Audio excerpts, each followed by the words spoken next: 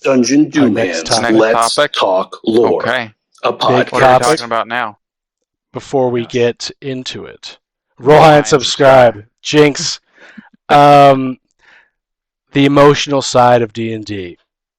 Yeah. Power of friendship. Chris, Well, go. Chris, let it it's- rip. It's not always friendship. There's a lot of sadness and happiness, and I think if you're playing enough with close enough friends or people who you feel comfortable with, the game will get emotional in some ways when characters die. I mean, I know when I've had when Lone Star died, I was incredibly sad that whole night. Oh, yeah, it was awesome, dude. It was amazing. Until I made Wilbur. And when Same night, 'cause and I when knew if I didn't make Wilbur that night, it would. I wouldn't be able to wait 2 weeks. and I when wouldn't. Wilbur died, no one cares. No. I'm just kidding. I care. It When was Wilbur great. died, I realized don't make really, really good two-shoot characters. The emotional side of D&D. Yeah. So it's a two-part thing. It's Right. one, it's you and your friends playing the game, Right. but it's also your role-playing characters playing the game. Yeah.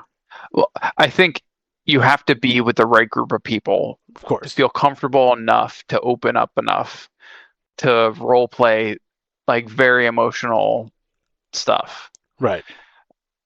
Like when you start digging into backstory or loss or grief or any other topics that can really define a character, it can get emotional, and especially if you've been playing with characters long enough, their interactions might create relationships or will create relationships, and events might happen in the game that tear those relationships apart.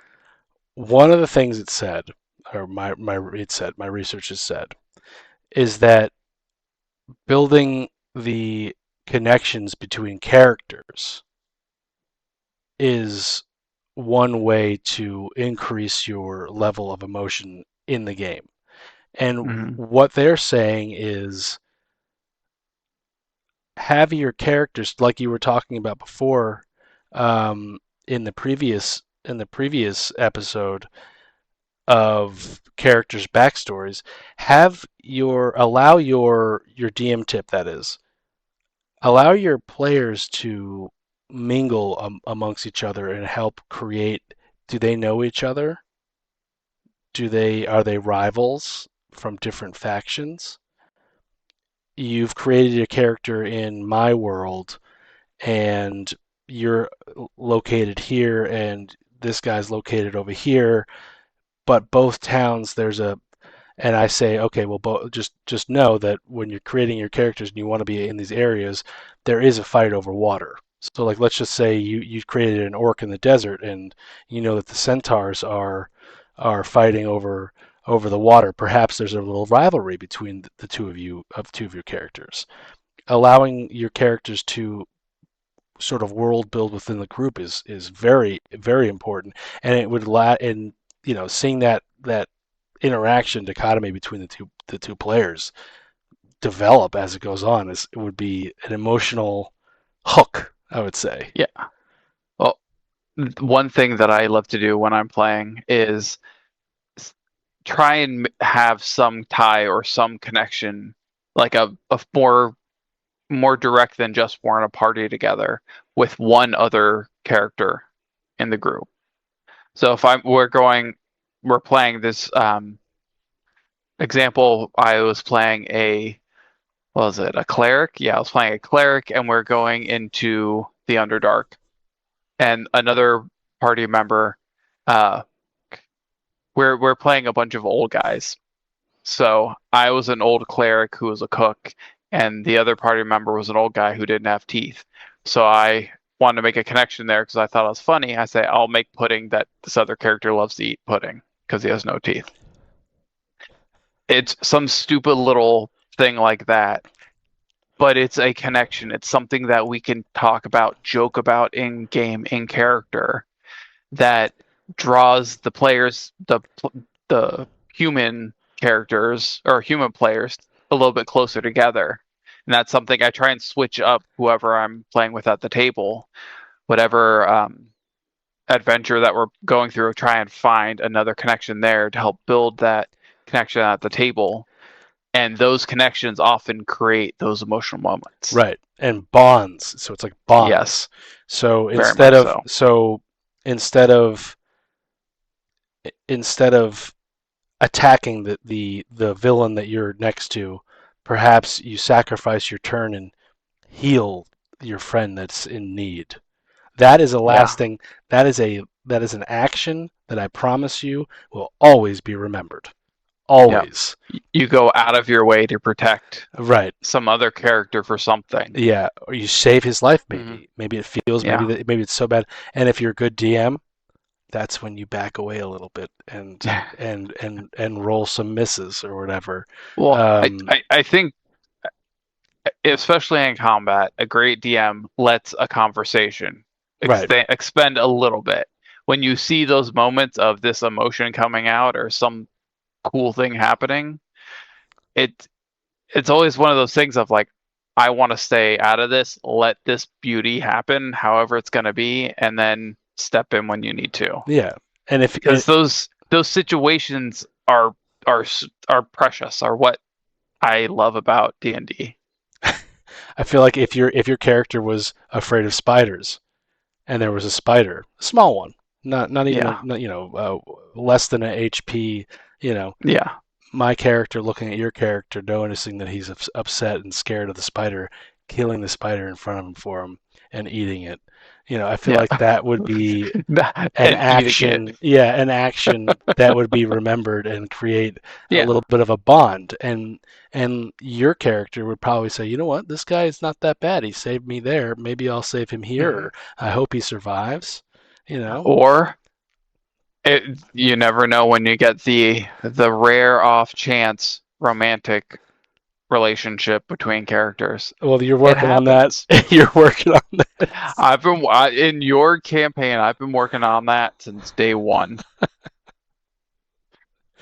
I was gonna have Aranis, or no, I was gonna have Rena be attracted to Aranis or Sprock because I didn't know who else was playing. I'm like, we're gonna make this game weird for one of these guys. If you chose Jake, it would have been hard. It would have been disadvantaged the whole time because you guys would be, But yeah, I feel like those emotional climaxes help. Like you're in the battle, you heal someone, or you could also have an argument. You can also have an argument with the characters during downtime over a campfire that shows itself in the battle or in the puzzle. Maybe you guys are talking about why you shouldn't go in here because it's dangerous, and then the group decides to go in. That one character's like, Jesus, I really didn't want to go in here, and the other character who convinced him to go in is now going to go first and disarm the trap, and when he disarms the trap, he's going to look back and say, "See, I told you, it's not that bad." Yeah. But yeah, it's those are memorable moments of little bits of things that the hooks that connect those connections in there, and you're going to have those hooks and connections with all your players around you, and the more you tie in, the more it's going to hurt when those get yanked out. Yeah, those betrayals in the story, and that's the cool thing with as a DM when you're trying to help encourage some emotional elements at the table. It's like you know the backstories of the players. You see how they're interacting with each other. It's very easy for you to pull out pull out the chair when you need to and let them fall. So I had put Drake the Barbarian in to save you. It didn't work out. But that Drake was coming in as a good guy and he loves fighting. And he tried to save your guys' lives. Well, and then the emotion of Rena in that situation, before you rush in, Rena's there. He turns and sees Drake. he in that moment knows he's going to die. Right. And he is scared. Drake just is there. He knows what he's going to do. He has that connection to him and knows his personality enough to know the outcome of what's going to happen. But then, fast forwards like 6 months, you guys are in the desert, and you climb up on the mound of sand and look over, and you see these slave traders, and there are people shackled to one another as they sell off the orcs that they've captured, and Drake is in one of the shackles. And not only did I hear someone say, I believe it was you, "Oh yes, yes, are you kidding me? Fuck yeah!" It's part of my French. That type of interaction, like the real world interaction, is what we're going for. That was awesome. And he didn't even join the group. He just sort of showed you, "Oh, I've heard that they are. I'm going to try." Yeah, to, it's like I'm busy with something else. Yeah, but here's a little information for your searchings that you're trying to find, blah blah blah. So the heartfelt, emotional scenes will develop, I think, naturally, like sort of like that. Well, and I think if you're telling the story of our campaign to someone, like someone who actually wants to listen to it, not my wife,